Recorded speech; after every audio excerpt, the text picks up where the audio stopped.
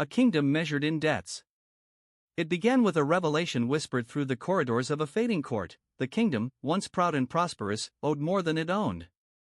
Not in land, not in armies, but in promises, thousands of them, scrawled across parchment and sealed with crests that now carried the weight of desperation. Each debt reflected a moment when the crown reached for stability, unaware that it was slowly binding itself to forces it could no longer control. To understand how a realm so vast found itself defined by its obligations, we must return to an age when kingdoms were built on ambition as much as territory. Wars carved borders with brutal precision. Trade blossomed, collapsed, and blossomed again. Monarchs spoke of unity while quietly negotiating rivalries behind the scenes. In this world, borrowing became a tool, an invisible bridge between what a kingdom possessed and what it hoped to achieve. But bridges can collapse when their foundations weaken. The first reveal emerges in the crown's private archives. Here, historians discovered letters between past rulers and the powerful financiers who sustained them. Loans secured with future taxes. Military campaigns funded by foreign creditors. Public works underwritten by merchants seeking influence. The kingdom's grandeur had not been built solely by its people, it had been financed by invisible partners whose interests stretched far beyond loyalty to any throne. Then came the second beat. As debts accumulated, lenders demanded greater assurances. Territories were pledged as collateral. Trade privileges were granted. Even diplomatic decisions began to reflect the preferences of those who controlled the kingdom's credit. The crown claimed sovereignty, but its choices increasingly echoed the desires of those who held its contracts. The kingdom had not fallen, but it had begun to bend. Yet its people remained unaware of how deeply the obligations shaped their lives. Taxes rose without clear explanation. Guilds faced restrictions crafted to appease creditors, not to serve the public. Military resources were diverted to protect commercial routes favored by lenders. All the while, the royal court maintained the illusion of stability, hiding the pressure building beneath its polished floors. And as the debt stretched from generation to generation, the kingdom found itself standing on a fragile foundation, one made not of stone or soil, but of promises accumulated over centuries, each one pulling the realm closer to a reckoning it could no longer afford to ignore. The pressure inside the kingdom deepened as the weight of its hidden obligations grew harder to conceal. Court accountants, once trusted to maintain order in the royal books, quietly raised alarms.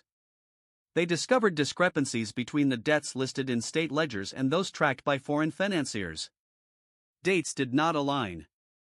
Totals shifted inexplicably. Some agreements appeared twice, others not at all.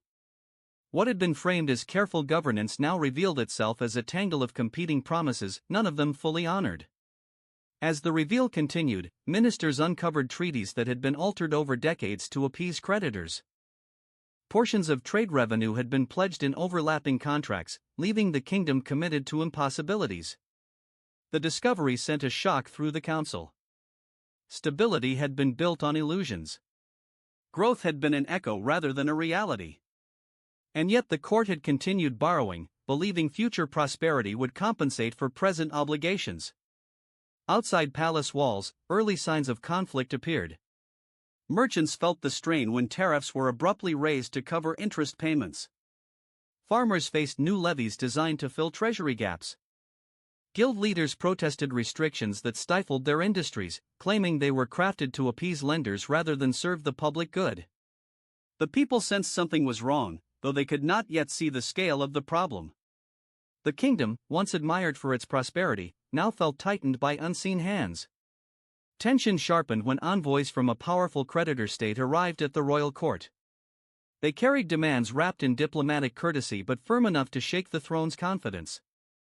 Payments were overdue. Collateral territories were to be evaluated. Trade privileges would be expanded.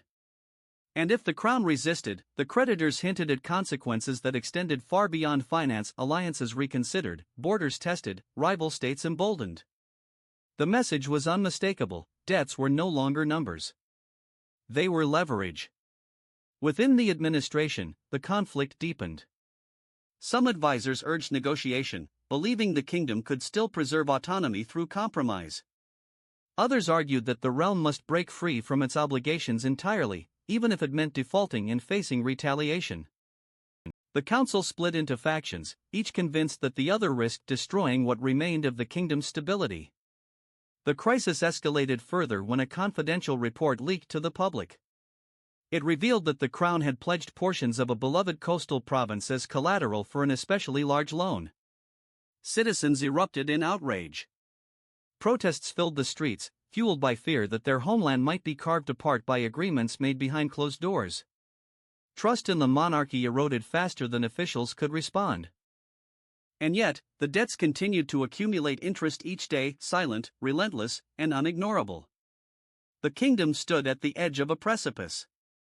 Every pathway forward carried risk. Every delay deepened the crisis.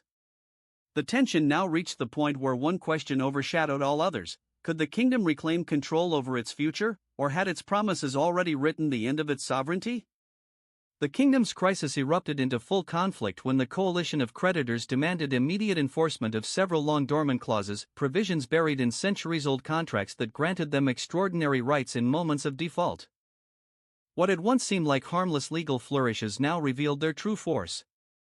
Creditors claimed authority to oversee tax collection in key regions, to station financial envoys within provincial courts, even to appoint advisors to the royal treasury itself. The monarchy, once sovereign, now found its authority openly challenged. Panic spread through the capital. Citizens gathered in public squares, demanding answers the court hesitated to give. Rumors multiplied that creditors planned to seize farmland, that foreign troops would enforce repayment, that beloved provinces might be sold off piece by piece. Markets convulsed. Prices surged as merchants hoarded goods. Lenders within the kingdom refused to extend further credit, fearing that any connection to the collapsing system could ruin them.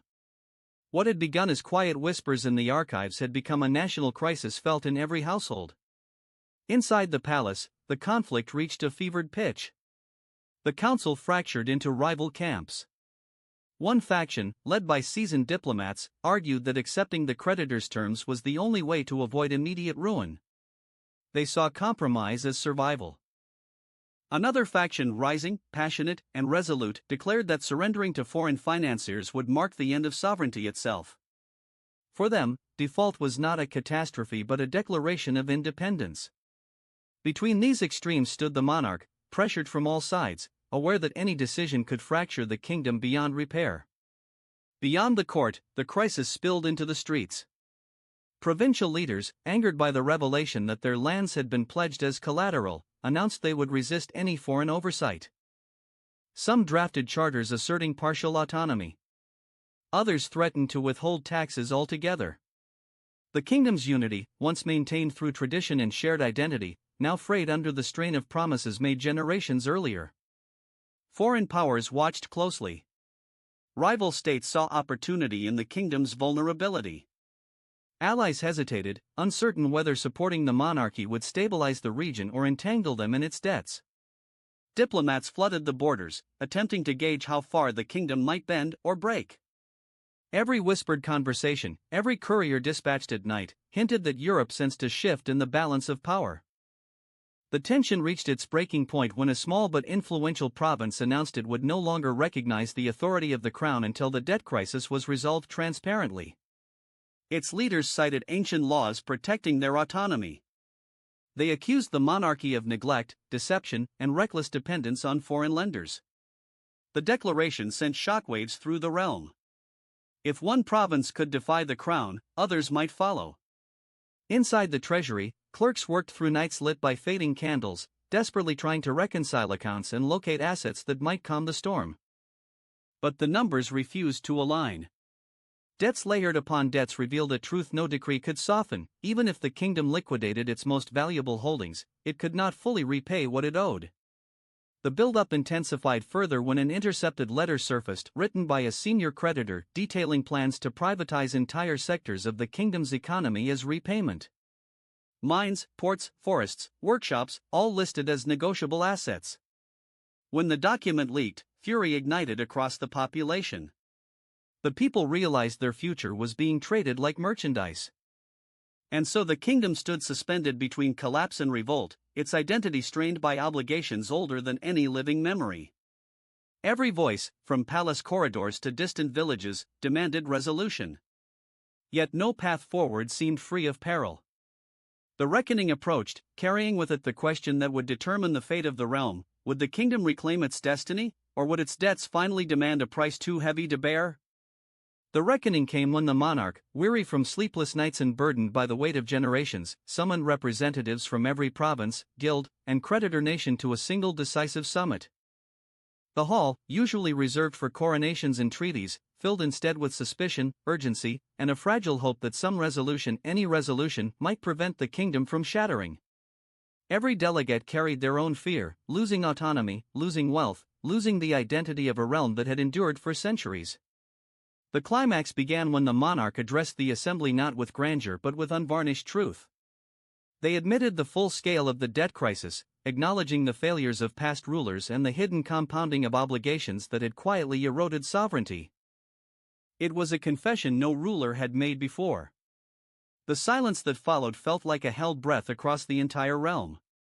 And in that silence, the creditors made their move. They presented their terms: strict, sweeping, and absolute. They demanded direct control over revenue streams.